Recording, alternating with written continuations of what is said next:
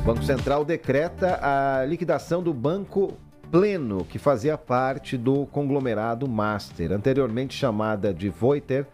A instituição enfrentava problemas de liquidez e buscava um investidor, olha eu errando a palavra aqui, para seguir operando. Voltado, não deixa de ser, né? Voltado ao financiamento de empresas e do agronegócio, o banco passou por várias reestruturações em meio a prejuízos. Lembrando que o atual dono do Pleno, Augusto Lima, foi preso durante a Operação Compliance Zero, isso foi em novembro do ano passado. Nos destaques internacionais, o enviado especial dos Estados Unidos, Steve Witkoff, afirma que as negociações entre Ucrânia e Rússia em Genebra trouxeram progressos significativos para o fim da guerra.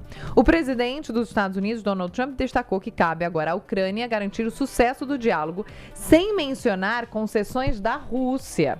O líder ucraniano, Volodymyr Zelensky, disse que seu país está enfrentando uma pressão para ceder territórios e exige garantias de segurança robustas do Ocidente. Isso já tem bastante tempo. A Rússia ocupa cerca de 20% do território ucraniano e insiste em receber o controle total de Donbass, algo que Kiev rejeita. Agora, domingo, vai fazer 4 anos da guerra. Só lembrando rapidamente, vai fazer 4 anos da guerra. Donald Trump prometeu mais de um ano, quase 2 anos atrás, que acabaria com essa guerra em 24 horas. Não acabou, só piorou. A vida dos ucranianos está muito pior hoje, muito mais difícil desde que Trump entrou no governo. E aí só vale uma nota aqui para a gente refletir. Os Estados Unidos estão usando nessa negociação não diplomatas. Eles não estão usando a diplomacia americana. Trump não acredita na diplomacia, está usando 2 assessores que são aliados. Um inclusive, o Jared Kushner, é genro do Trump. É assim que ele está tentando acabar com essa guerra que vai completar 4 anos agora no domingo. Falando agora sobre futebol e carnaval, Carlo Ancelotti, técnico da seleção brasileira, trocou os desfiles de carnaval por um dia de torcedor no Rio Open. Acompanhou de perto a estreia do italiano Matteo Berrettini na quadra principal do torneio. Convidado pelo tenista, com quem havia se encontrado na Marquês de Sapucaí, Ancelotti assistiu ao jogo ao lado da avó de Berrettini, Lúcia Fogaça, e chamou atenção ao aparecer com o boné amarelo da CBF, camisa polo e calça jeans. E aí, durante a partida, o treinador ouviu gritos da arquibancada pedindo convocações de Neymar, vejam só, e do jovem Ryan, além de atender pedido de fotos, acompanhar parte do duelo mexendo no celular. No mesmo dia, o Rio Open também teve como destaque o brasileiro João Fonseca, de 19 anos, que venceu o Thiago Monteiro por 2-0, conquistando a primeira vitória de 2026.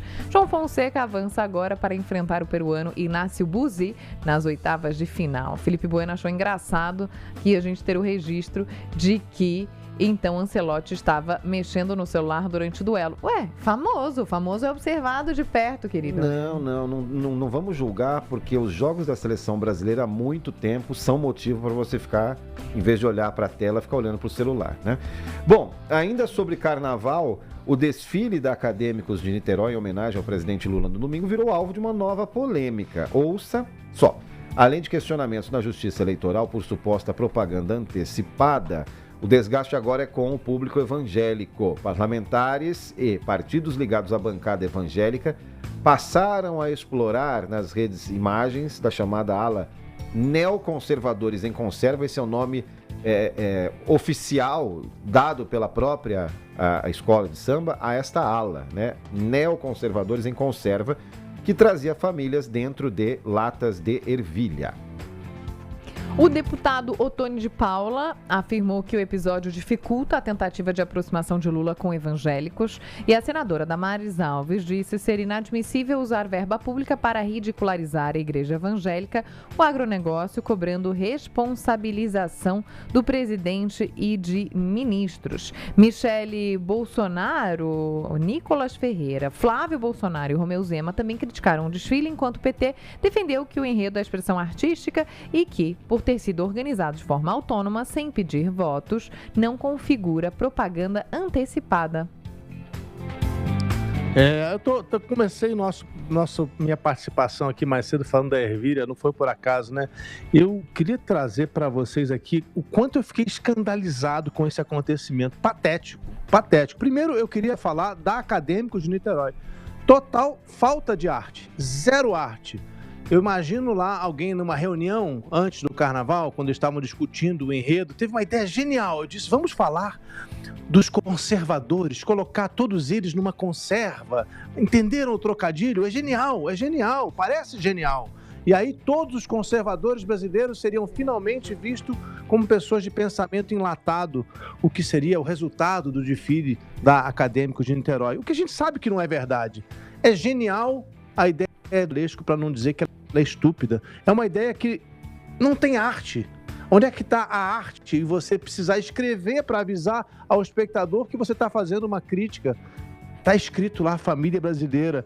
As latas de ervilha são realmente toscas. Elas mostram a falta de genialidade desse carnaval, do candidato artista da escola. E eu lembro aqui que a arte sempre foi a tônica do nosso carnaval. Eu vou lembrar de 2 nomes só para a gente rapidamente lembrar o que é arte no carnaval. Joãozinho 30 seria suficiente, mas lembro também de Rosa Magalhães fazendo injustiça aqui com inúmeros outros artistas que a gente teve. A arte não precisa ser explicada, a arte não precisa de textos escritos para que as pessoas possam entender o trocadilho por trás da brincadeira. A arte surpreende, a arte provoca a inteligência do espectador. E Niterói não fez isso. O Acadêmicos de Niterói foi tosco. A escola foi tosca. E aí causou o oposto do que ela queria. Queria homenagear o presidente Lula, acabou criando um problema para ele. Mas é tosca também, não pode deixar de notar, a reação dos conservadores. Então eles vestiram a carapuça, estão se sentindo dentro da lata, sentiram-se ofendidos por algo tão infantil. Aqui no Brasil tem sido assim.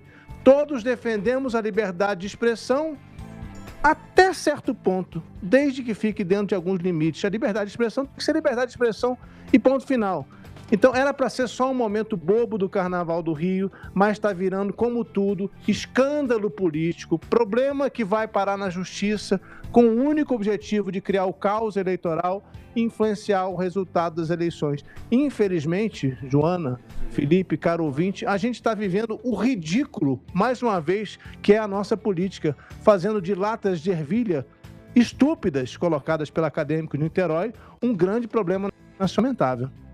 A gente usou aqui, Alvarez, mais cedo, ontem, na verdade, né, quando estourou essa polêmica, a gente sabia que ia estourar, a palavra que, trocadilho à parte, funciona por causa das ervilhas, né, que é contaminação dessa discussão. Então a arte vai para o espaço, a política vai para o espaço, liberdade de expressão vai para o espaço e fica essa discussão rasa, contaminada, e é ano eleitoral, como a gente bem sabe, né? Porque para você fazer humor, realmente é preciso de inteligência. Quando você vai ver os grandes momentos de humor no carnaval ou de irreverência, eu vou lembrar só de um aqui, quando a igreja, para falar de religião, tá? Quando a igreja católica proibiu o Cristo Redentor no desfile do Joãozinho 30, o Joãozinho 30 foi genial, cobriu o Cristo Redentor com um saco preto e disse, mesmo proibido, rezai por nós ou rogai por nós. Foi genial. Aí você tem genialidade. Agora, quando você faz um comentário tosco, olha como é que os conservadores são de pensamento pequenininho, cabem dentro de uma lata, é ridículo.